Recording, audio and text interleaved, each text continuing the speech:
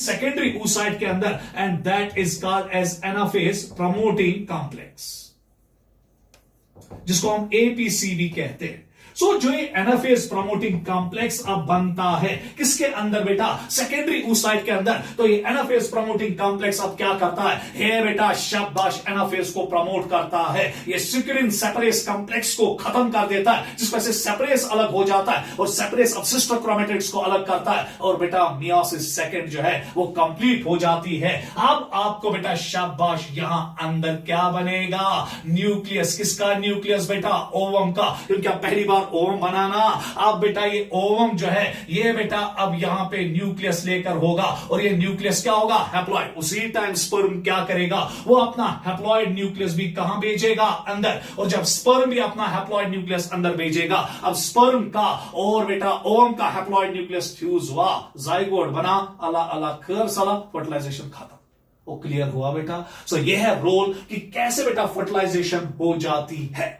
पर अब यहां पर एक क्वेश्चन है जो बच्चों के दिमाग में चलता होगा कि सर आप तेज तो चलना भी है मुझे तेज बेटा, क्योंकि मैं एज्यूम कर रहा हूं आपने सब कुछ पढ़ा है, मगर जिस बच्चे को थोड़ा बहुत कहीं पे डिफिकल्टी है वो बेटा ये देख लेगा, क्योंकि अगर अब बेटा उसको नोट भी चाहिएगा, नोट भी मिलेगा, ऐसा कोई परेशानी नहीं है। मगर अब अगर वो किसी का भी मटेरियल पढ़ेगा उसको एक अच्छी तरह से क्लियर हो जाएगा। और बेटा एक क्वेश्चन यहां पर उठता है, क्वेश्चन ये है कि सर स्पर्म्स यहां बहुत सारी, आप ही ने कहा लगभग साइट ऑफ फर्टिलाइजेशन तक 300 से 500 स्पर्म्स चली जाती है। सर फिर ऐसा क्या है कि खाली एक ही स्पर्म अंदर जाती है, कैसे इस पॉलीस्पर्मी को रोका जाता है। नहीं तो बेटा अगर एक से ज्यादा स्पर्म्स अंदर जाएंगी, खुदा ही जानता है कि जाइगोट क्या बनेगा। क्यों, क्योंकि जाइगोट को डिप्लॉयड कर मेंटेन रखना है, उसको अपने डिप्लॉयड कंडीशंस को मेंटेन करना है। अगर अब दूसरी स्पर्म भी जाएगी वो भी अपना हैप्लॉइड न्यूक्लियस भेजेगी, तीसरी स्पर्म जाएगी वो भी अपना हैप्लॉइड न्यूक्लियस जाएगी। माशाल्लाह बेटा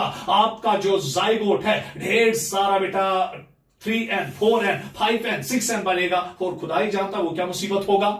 अब बेटा क्वेश्चन ये उठता है कि कैसे इस पॉलीस्पर्मी को ब्लॉक किया जाता है। देखिए बेटा कैसे पॉलीस्पर्मी ब्लॉक हो जाती है।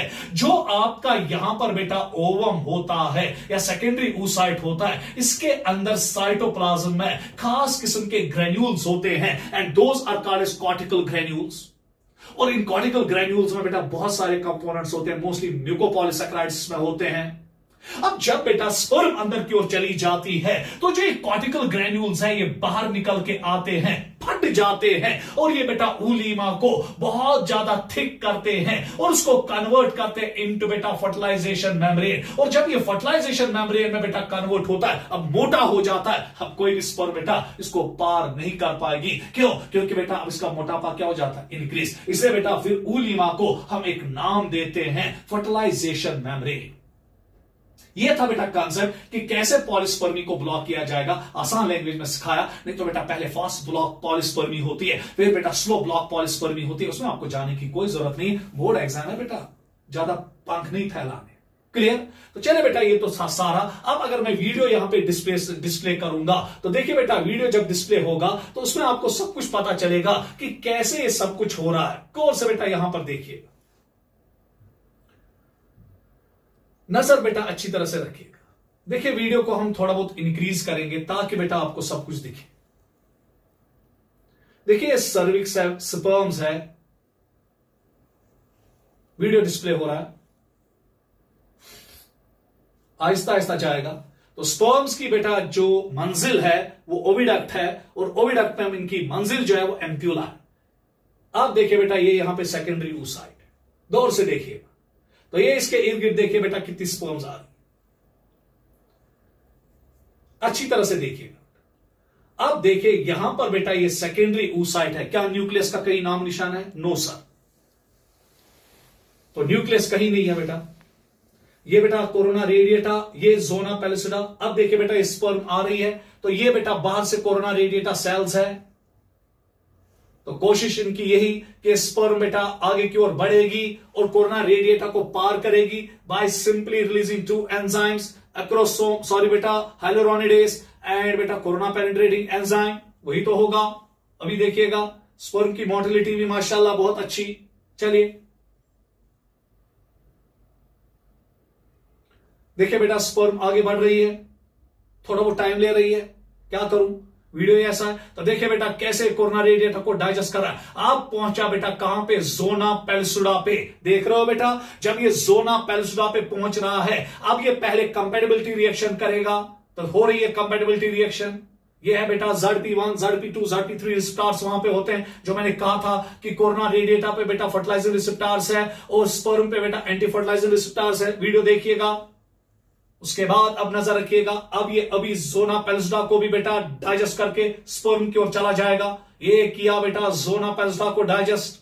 अब स्पर्म बेटा आगे की ओर बढ़ रही है, देखिए बड़ी आगे। अब बेटा ये शाबाश किसके साथ जुड़ गई, with the plasma membrane of the secondary oocyte, तो मिली।